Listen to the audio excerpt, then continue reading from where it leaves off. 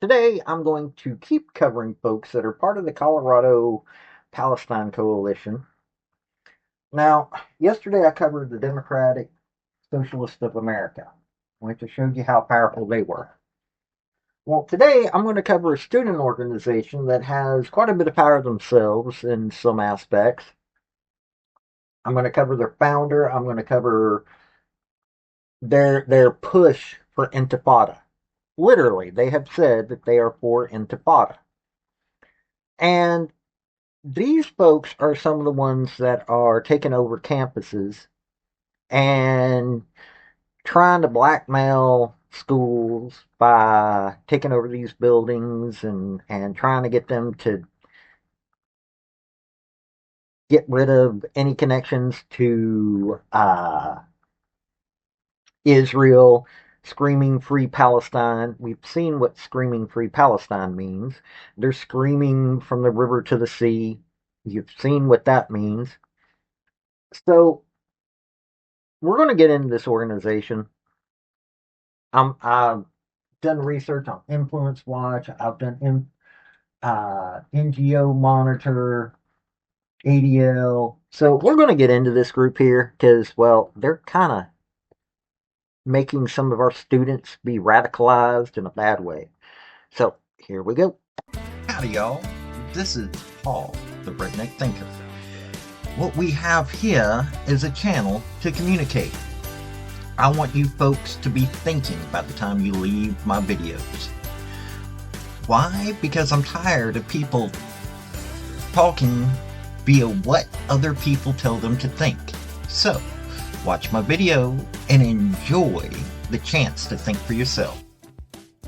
So you look at the protests on college campuses, and they say the same thing that these protesters said, that mutant that shot the couple in D.C. that shed, free Palestine. Then you find out about the protesters, and you say, were these all students at Columbia last year and a few months ago? And the answer is no. For example, the cover of the New York Post, you can see it now. If not, I'll hold it up. Has a 20-year-old, and this 20-year-old was on campus creating havoc, saying anti-Semitic phrases, punching Jewish kids in the face, and he is directly contacted and supported by Hamas overseas. He has the flag over him. He's been arrested, I assume going to be deported, if not jailed here, and he was part of the unrest. College age, but not a college kid. Up in Columbia. Jew hater, contemplating setting a student on fire, direct links to Hamas. He was chatting with this Hamas group on social media, awaits trial, indicted on 3 federal hate crimes against Jewish people, and wore a green headband worn by Hamas. And a mask. So after October 7th, the show sent me to all these college campuses. And I'm asking all these students who are protesters, they say they're protesters, about October 7th. What about what they did to babies? What about the hostages? And they're all denying it. We're like, man, they sound like little Hamas, right? Well, come to find out they are. A lot of the leaders are. Now, there are some naive kids, but I think we've got to be smart as a country. Either we're going to be little Gaza or we're going to be America. But we can't have people going down Midtown Manhattan or going downtown where they attack the towers with keffiyehs with the flags of Hamas, calling for a caliphate. It just doesn't make any sense. And we keep saying First Amendment, First Amendment, First Amendment. Where do we draw the line? If the people sound like terrorists or are saying that they want to destroy the country, shouldn't we be able to arrest them? I think yes. Former Secretary of State Condoleezza Rice, who teaches at Stanford and is running the Hoover Institute, said this about what she's seeing at elite institutions. Let me say, universities have made a lot of mistakes, including in the way that reacting to October 7th. Our kids chant from the river to the sea. Some of them don't know from what river to what sea. And so we have failed in terms of educating them about the Middle East, educating them about history, where we still talk about oppressors and oppressed, colonizers and colonized. The scientific research base of the United States of America is the research university. We made that decision 80 years ago. We don't have a plan B. And so I am a major believer in making sure that we are able to continue the kind of research that produced the stem cell revolution, that produced, actually at Stanford, the double helix, that produced the heart transplant. We just have to make sure, especially at a time when we are being challenged by China along the technological front. Dr. Rice is totally right, Brian, and she makes a strong case. But universities have to decide.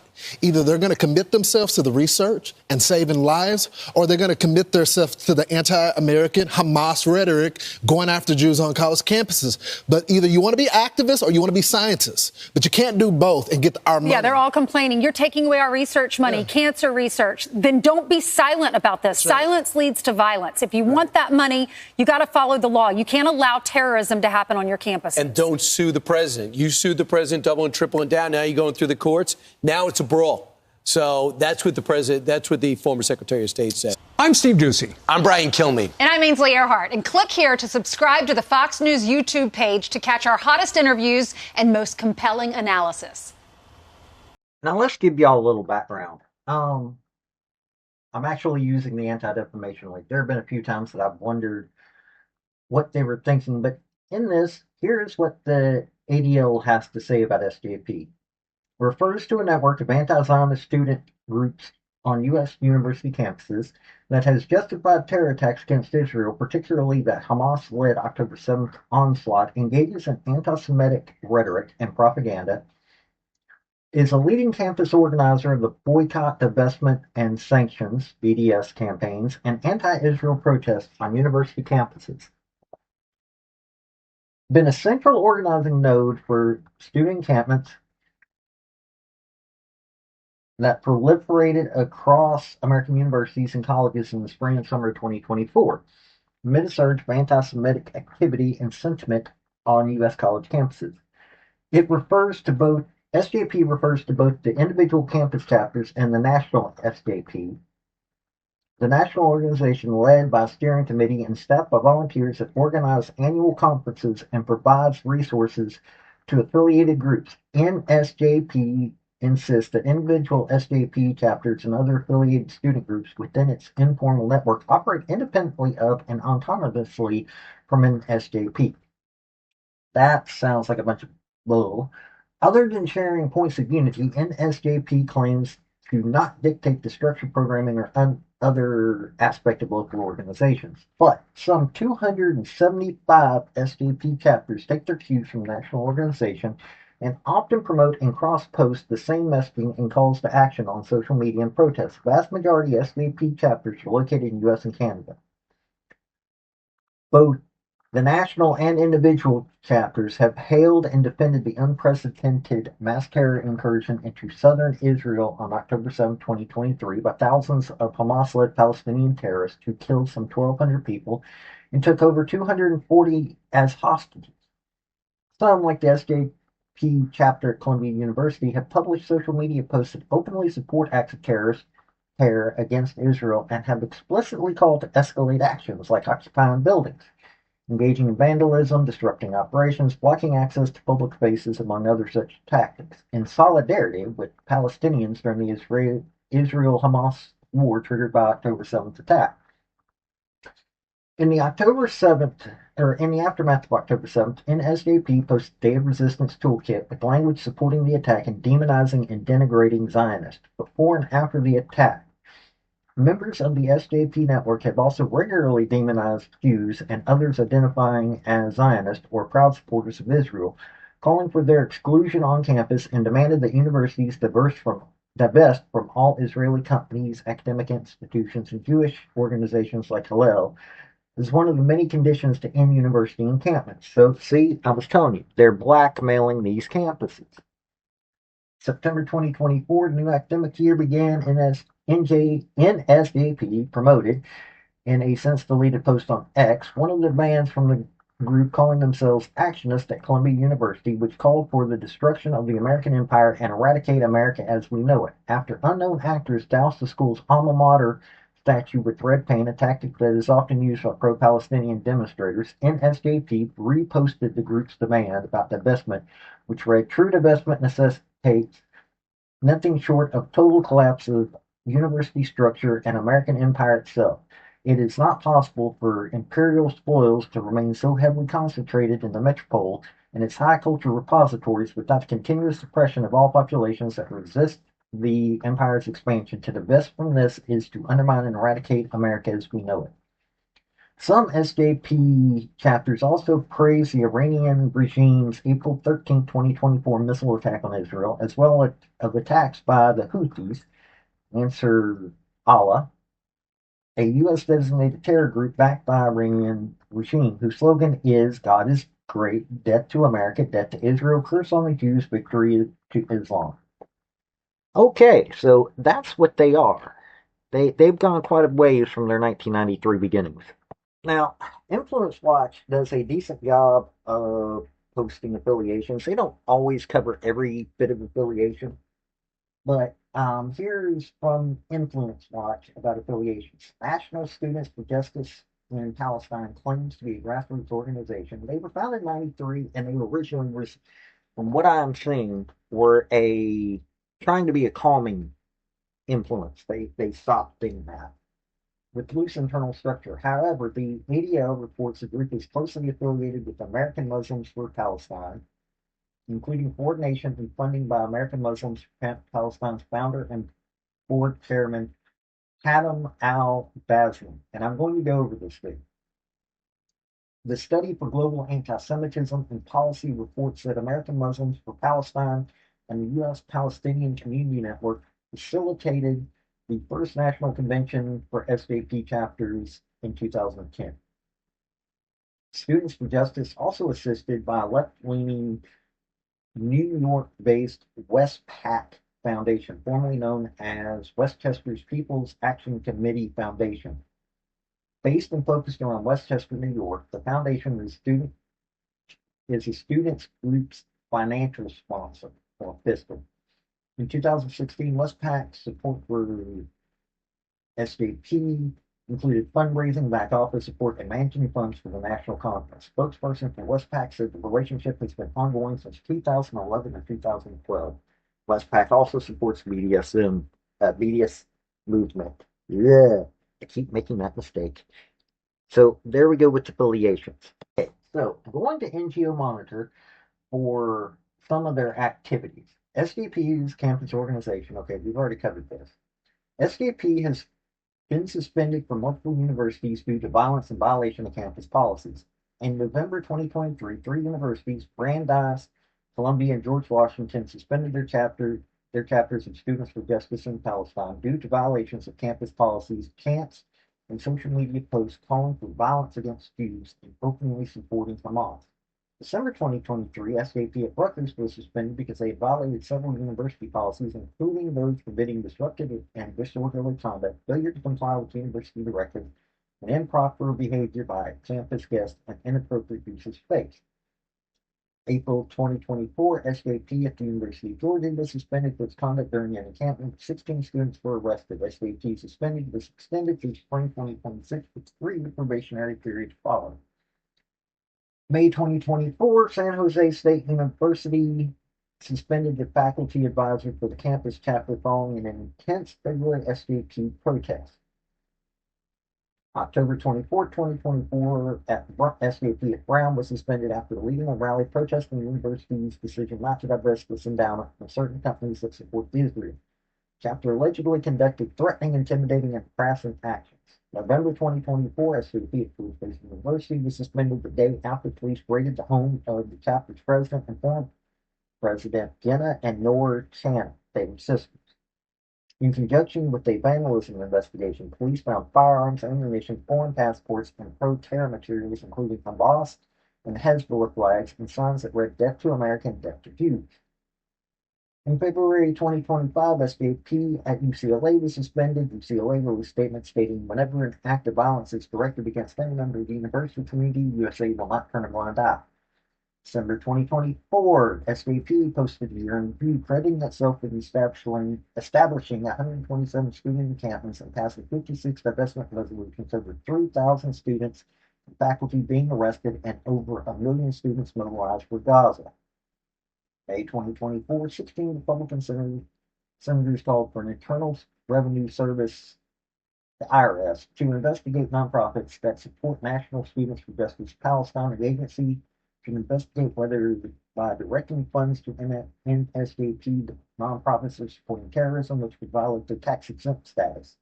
November 2023, three students sued New York University for the university's handling of discrimination and harassment against Jewish students. The lawsuit included a significant number of complaints against SJP, including anti-Semitic remarks made at an SJP protest, such as, I'm not saying that on here because they would probably ban me. They were doing slashing motions to their necks at the Jewish students and comments praising the Holocaust. So that's activities of this group. Now, there is also a sister organization, I guess you would call it, called Faculty for Justice in Palestine. The Faculty for Justice in Palestine, also known as Faculty for Justice in Palestine Network, is a network of university faculty and staff chapters that support the BDS movement against Israel, advocates that universities and study abroad programs with Israeli universities, and advocate universities and disciplinary action against students involved in the pro-Palestine protests. FJP claims Israel has conducted a violent and repressive occupation of Palestinian territory. This occupation is related to interlocking systems of repression underpinned by global white supremacy and racial capitalism. There we go. And they're saying that this was founded in 2023-2024 academic year, organized in chapters on university campuses who support Palestinian efforts against Israel to attain self-determination and legal equality and to return their indigenous homes and lands. Well, yeah, I'm not even going to that. FJP claims that there have been over 75 years. Yeah, but, okay, FJP coordinates with SJP and other pro-Palestine groups that have conducted protests and activism on college campuses within the United States. FJP claims that there is an anti-Palestinian campus environment and that students, faculty, and staff are defamed and disciplined for advocating for Palestinian human rights. That means violence and calls for violence, and yeah. They claim the nonviolent student protesters, yeah, right, in favor of Palestine have faced criminalization that amounts to the rise of new McCarthyism. In other words, this is sounding like the Democrat Party. They also claim to collaborate with Palestinian universities, including the Birzeit University, which it claims have faced attacks, torture, and destruction. They have two main campaigns, FAP does. The first is to oppose study abroad programs in Israel, urge academics to dismantle university study abroad programs in Israel, which it claims are in clear violation of campus codes regarding non-discrimination and equal opportunity because they are not accessible to all students and faculty, particularly Arab, Middle Eastern, and Muslim students. FAP argues that colleges that offer study abroad programs with Israeli universities are heavily complicit with the occupation and ongoing Nakba, claiming Israeli universities exist on stolen Palestinian land. Well, since there are no Palestinian people, then yeah. FJP's second campaign is in support of BDS, international campaigns to delegitimize the state of Israel by isolating the country economically through consumer boycotts and legal sanctions. In line with the BDS movement, FJP advocates for academic boycotts of both Israel and Israeli academic institutions. So this is the teachers and the faculty that are helping SJP stay with all the power that they've gained. Now, when I was researching all this, I came across a fella, and I've already talked about him, Hatem al-Bazian.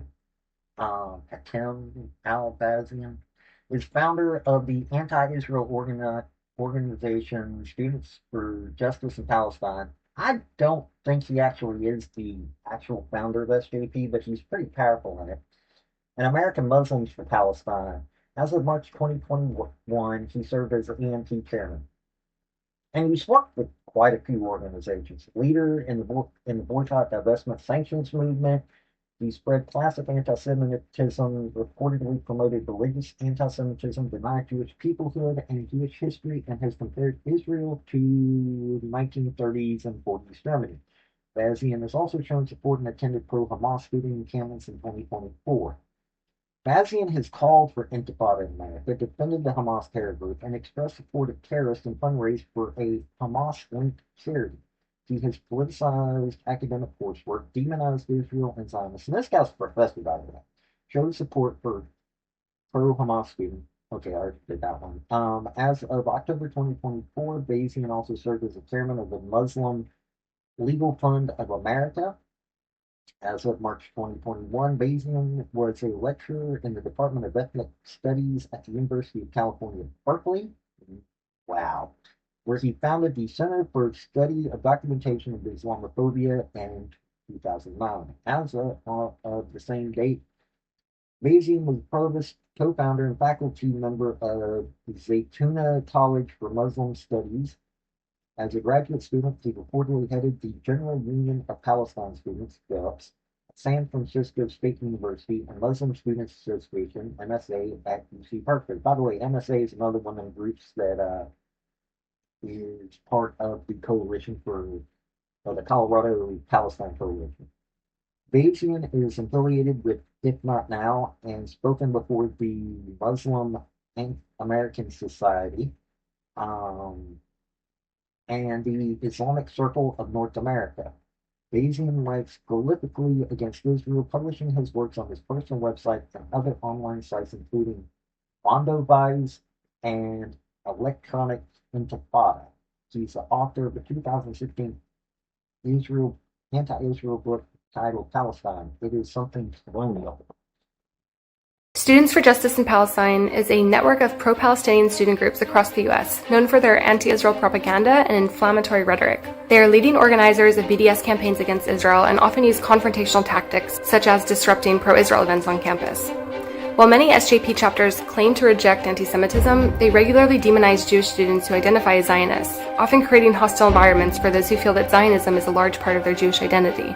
In one instance, the Stony Brook University chapter of SJP advocated for the expulsion of the Jewish student group Hillel from campus, arguing that the views of Zionists were the same as the views of the Nazis and white nationalists, and even the KKK. In the aftermath of the October 7th attack on Israel by Hamas, the national leadership of Students for Justice in Palestine and several of their campus chapters explicitly endorsed the barbaric actions of Hamas and their armed attack against innocent Israeli civilians. They voiced radical calls to dismantle Zionism on U.S. college campuses, often through the propagation of aggressive anti-Israel rhetoric. And on October 12th, SJP called for a day of resistance, during which chapters on campuses across the country convened rallies and other actions to applaud the Palestinian resistance to Israel, aka the murdering, rape, and kidnapping of innocent Israelis.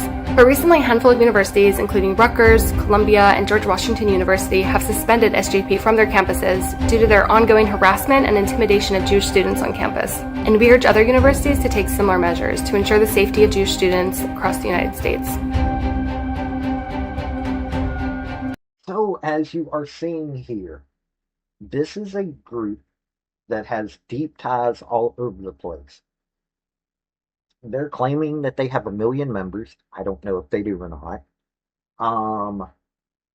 275 chapters, and all controlled, even though they're claiming it's not, by the national SJP. Basically, these are some of the folks that are getting students to be anti-Semitic. This is, leading to the radicalization of so many of these kids. Now, I rarely listen to Chris Cuomo, but I've started listening to him a little bit because he started talking about this radicalization that's going on in America. And this is one of the groups that are primarily responsible for it. They're getting to these kids while they're supposed to be learning at an age when their brains are not fully developed. And you see what they're doing.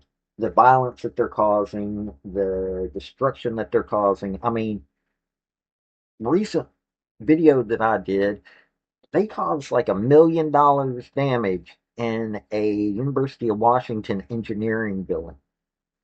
Destroying the building, destroying equipment. This is what they do. All in the name of Palestine. But then again, though, you take a look at Hamas and the people that they lead, and these folks are violent as all get out. So this is what's going on. And if you're sending your kids to school, this is what you got to watch out for. This Ben Paul, the redneck thinker, Y'all have a good day now. Bye. So, folks, that's the story that I wanted to bring you on this video. And I just wanted to say thank you again for coming by.